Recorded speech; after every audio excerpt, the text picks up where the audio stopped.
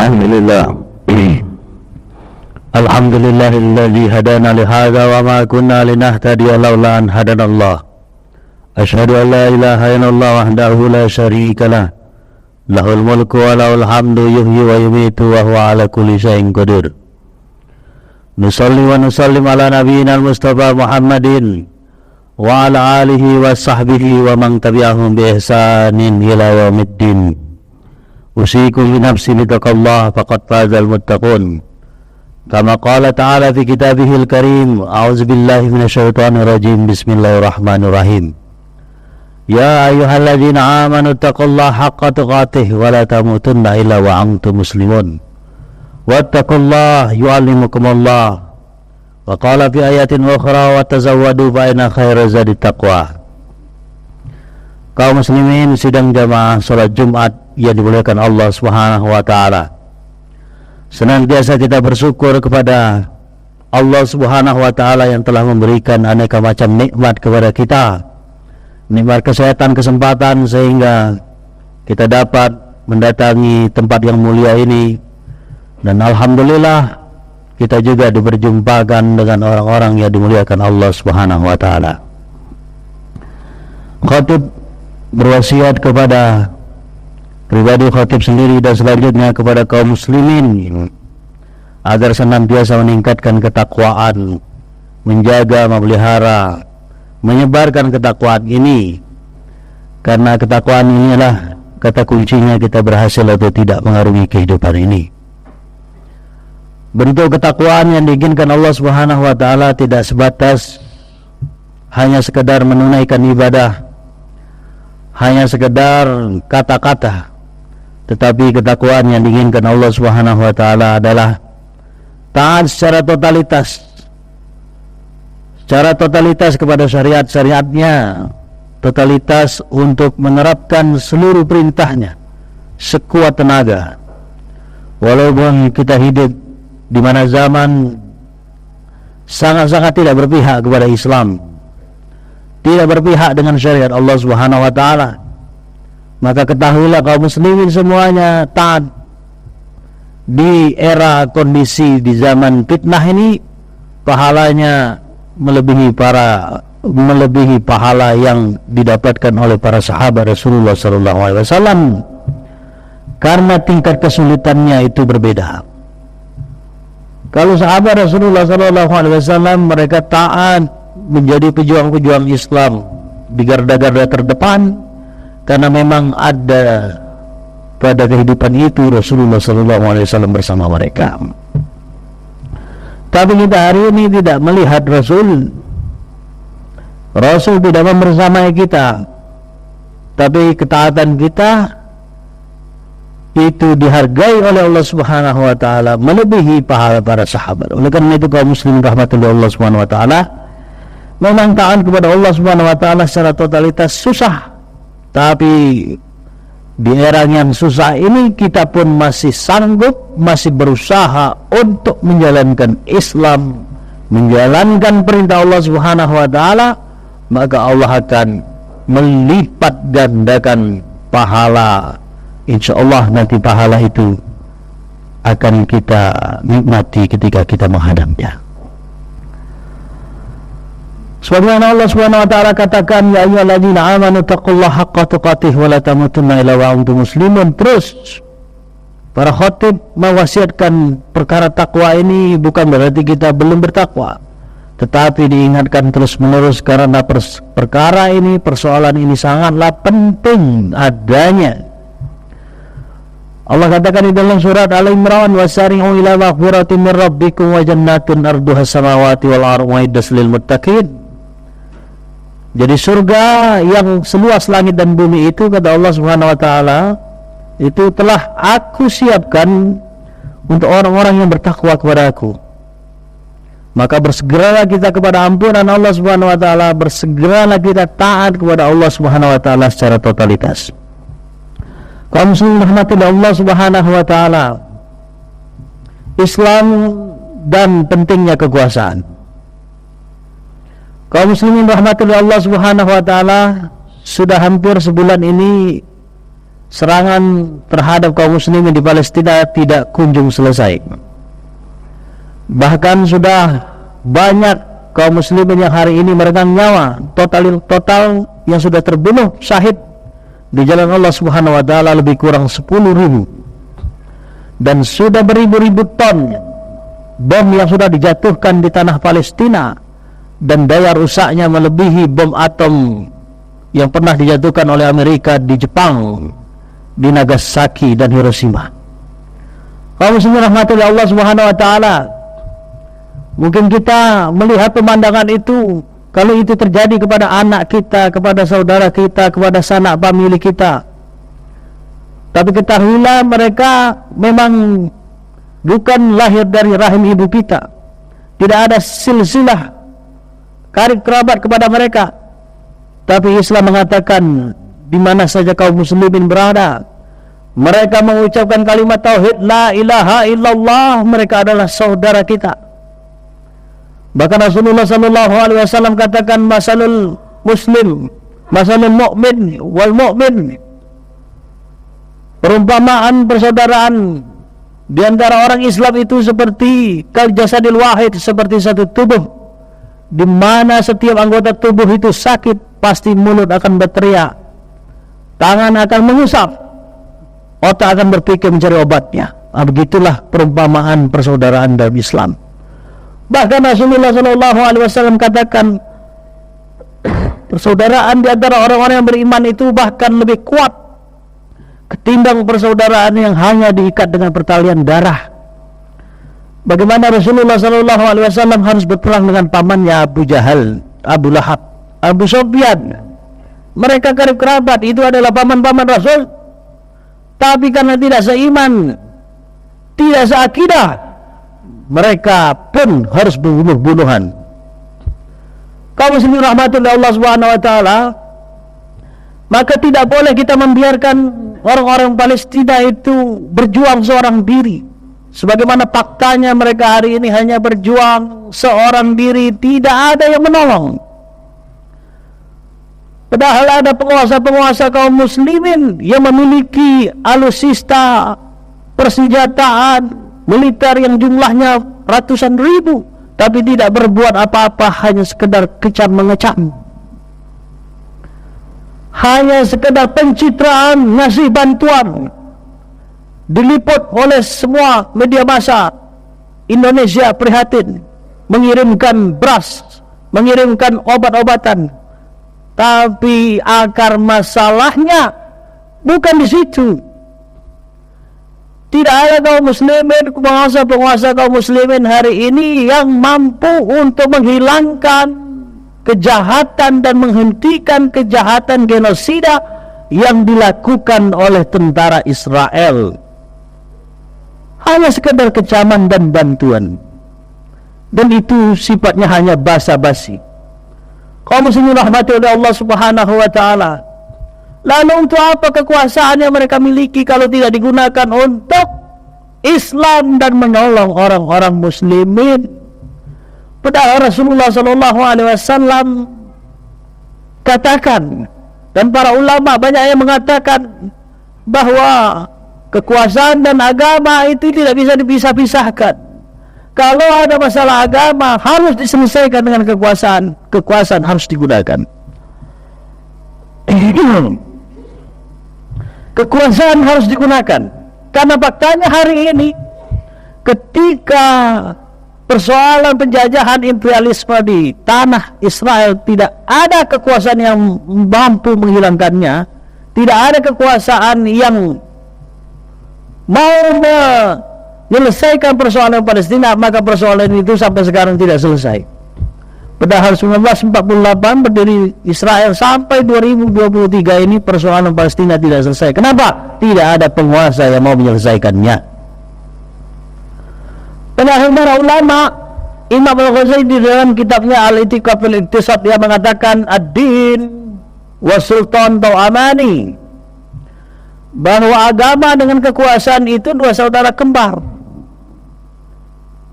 Karena banyak persoalan dalam agama ini tidak bisa diselesaikan tanpa kekuasaan. Kalau sholat 5 waktu, puasa Ramadan, ibadah rutinitas ritual kita itu tak perlu ada kekuasaan. Bisa kita jalankan, saban waktu kita jalankan, saban Ramadan kita puasa, saban mampu kita haji. Tak perlu ada kekuasaan pun tak mengapa. Tapi perkara-perkara di dalam Islam ini banyak sekali yang tidak bisa dijalankan tanpa kekuasaan. Jadi wajar para ulama mengatakan ad-din wa sultan tau'amani, bahwa agama dengan kekuasaan itu dua saudara kembar yang tidak bisa dipisah-pisahkan. Bahkan mereka mengatakan ad-dinu asasun wal sultanu harisun, man la asasalaha famahdu wa man la harisalaha fadha'ih. Bahwa agama itu fondasi bernegara. Negara kalau tanpa ideologi nggak bisa, nggak akan tercipta negara. Nggak jelas, misi visinya nggak jelas, warnanya nggak jelas, abu-abu. Maka kata para ulama, agama itu adalah fondasi. Sedangkan sultan, kekuasaan itu harisan penjaganya. Maka sesuatu yang tidak ada asas, tidak ada fondasi, pasti hancur. Bangunan tanpa fondasi, ada angin puting beliung, ia akan hancur. Pohon yang menjulang sampai ke langit, tapi akarnya rapuh, busuk, lapuk, pasti roboh. Itulah fondasi. Apa saja itu? Biduk rumah tangga tak pakai agama, hancur. Negara nggak pakai agama, hancur. Masyarakat nggak pakai agama, hancur masyarakat ini. Wa sultanu harisatnya, dan kekuasaan itu menjaga sebagai alat penjaga supaya asas itu tetap berjalan. Oleh karena itu kaum muslimin rahmati oleh Allah Subhanahu wa taala, sejarah telah membuktikan masalahnya. Sunnah Rasulullah sallallahu alaihi wasallam itu sejarah semuanya. Rasulullah sallallahu alaihi wasallam ketika hijrah ke Madinah lalu diberikan kekuasaan oleh dua suku besar, Khaus dan Khazraj di Madinah ketika itu. Maka Rasulullah resmilah jadi penguasa di Madinah. Disitulah dia bisa menjaga agama ini. Disitulah Rasulullah SAW menerapkan Islam secara totalitas. Karena kalau perkara sanksi, perkara hudud, tidak bisa kita jalankan orang per orang. Ada kejahatan perdata pidana tidak bisa kita jalankan, harus dengan kekuasaan. Begitu juga penjajahan, imperialisme. Dulu Romawi ganggu-ganggu kaum muslimin, kita utus bala tentara. Persia ganggu-ganggu Islam, kita utus bala tentara dulu. Makanya Rasulullah SAW ketika menjadi penguasa di Madinah, ada orang Yahudi membunuh kaum muslimin karena membela seorang muslimah yang dilecehkan orang Yahudi.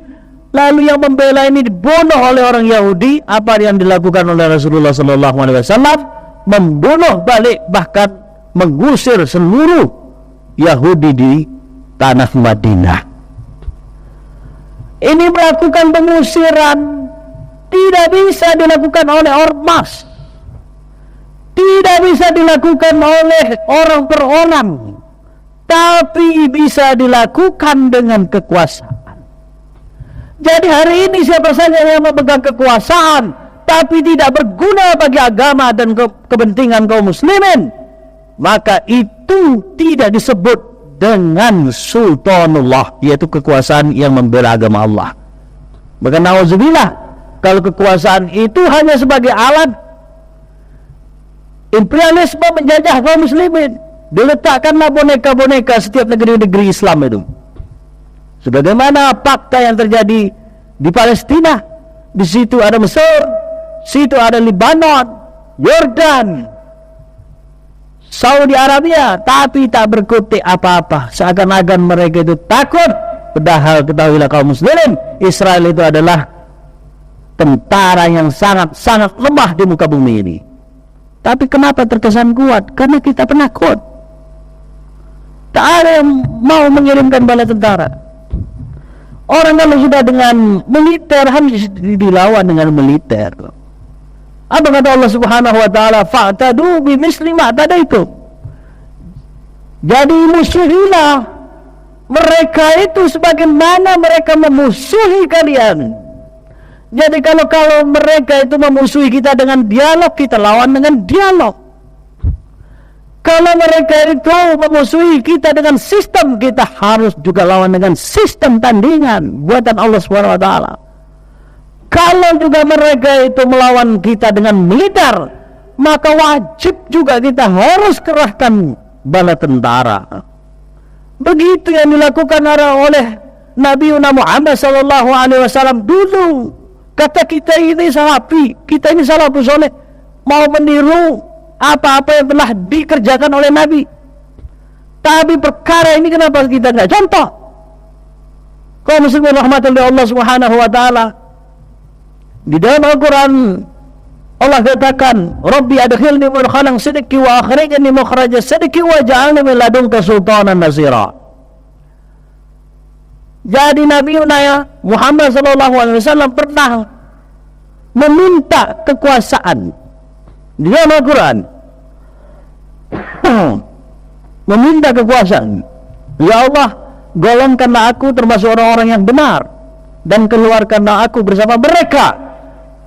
Waj'alni min ladunka sultanan nasira. Ya Allah, berikanlah kepada aku kekuasaan nasira yang dapat membantu agamamu. Jadi kalau hari ini siapa yang megang kekuasaan malah untuk memusuhi Islam, menganggap Islam teroris, radikal, ikut-ikutan Amerika, ketahuilah penguasa seperti ini, kata Rasulullah SAW, haramallahu alaihi jannah, aku haramkan baginya bau surga. Baunya saja Allah haramkan, apalagi masuk di situ. Oleh karena itu kaum muslimin rahmati oleh Allah Subhanahu wa taala, para ulama tafsir ketika menafsirkan sultan dan nasira, yaitu kekuasaan yang menolong, ini adalah kekuasaan yang menerapkan hukum Allah, kekuasaan yang membantu Islam, menjaga Islam dan menjaga kehormatan jiwa kaum muslimin. Jadi kalau ada kaum muslimin hari ini yang meminta tolong, wa inistansurukum fiddin fa'alaikumun nasr, Allah katakan, jika ada kaum muslimin yang teriak meminta tolong kepada kalian, wa fa'alaikumun nasr, dan wajib bagi kalian menolongnya.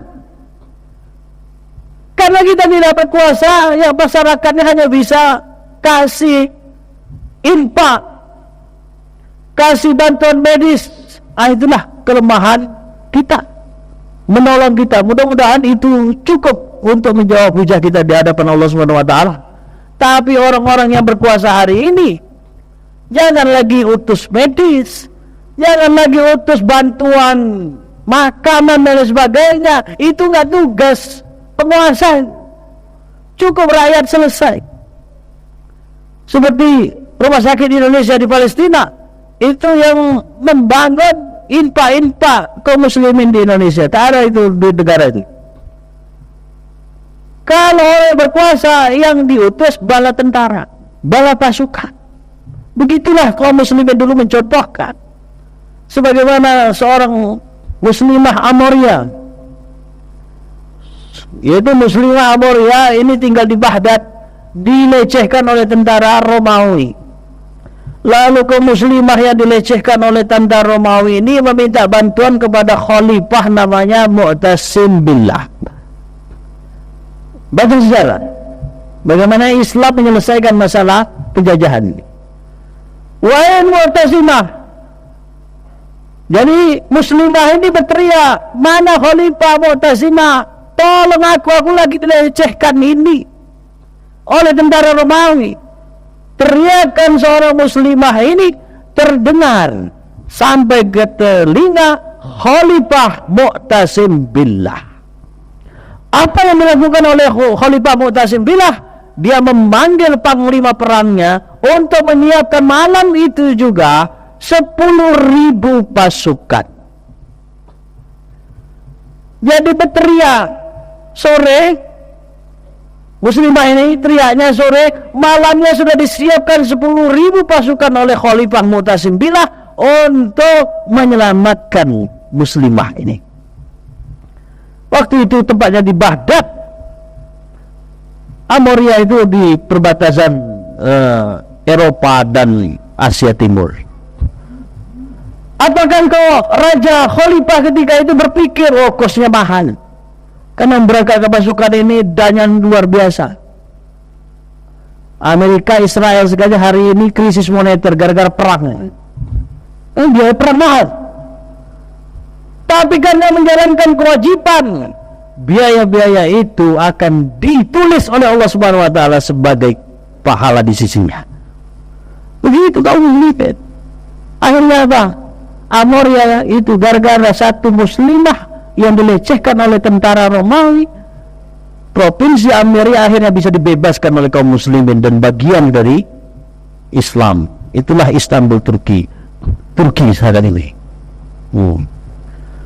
Apa artinya kaum muslimin rahmati oleh Allah Subhanahu wa taala? Oleh karena itu hari ini kita tidak punya kekuasaan. Oleh karena itu kaum muslimin harus bersatu kembali lagi kepada Islam yang kafah itu. Islam yang sesungguhnya, Islam yang mengajarkan ekonomi, Islam yang mengajarkan politik. Tapi jangan kita kembali kepada sistem di luar Islam. Kalau sistem di luar Islam, ya kita berkuasa, jago kita menang, tapi kekuasaannya itu tidak bisa membantu agama Allah. Coba sekarang ini, tiap 5 tahun sekali kita memilih, tapi yang kita pilih itu tidak bisa berbuat apa-apa, karena cara mengangkatnya itu tidak berdasarkan apa yang dicontohkan oleh Allah dan Rasulnya. Kita menggunakan sistem orang lain, berkuasa kita, tapi kita menggunakan cara main orang lain. Sistem demokrasi yang disusun oleh Montesquieu namanya. Orang non-muslim membuat sistem politik namanya demokrasi. Cara mainnya, kegiatannya, aktivitasnya sudah dirancang di situ, sehingga tidak memungkinkan kita berharap kepada penguasa-penguasa yang menjalankan demokrasi ini untuk kita meminta tolong untuk menyelesaikan Palestina. Oleh karena itu kaum muslimin rahmatullahi Allah Subhanahu wa taala, Allah katakan di dalam Al-Qur'an, ya ayyuhalladzina amanu udkhulu fi silmi kafah wa la tattabi'u khutuwati syaitan innahu lakum aduwwun mubin. Ya hai orang-orang yang beriman, ketika kalian memilih Islam, masuklah Islam ini secara keseluruhan. Artinya secara keseluruhan, jalankan Islam ini secara totalitas. Enggak boleh kita pilah-pilah, memilah mana yang enak-enak, mana yang lezat-lezat, mana yang gampang-gampang. Seluruhnya itu adalah taklid, beban hukum untuk kita semuanya, harus kita jalankan. Ketika kita meninggal, banyak kali perintah kewajiban yang kita tinggalkan, maka nanti dululah kita mau masuk surga itu.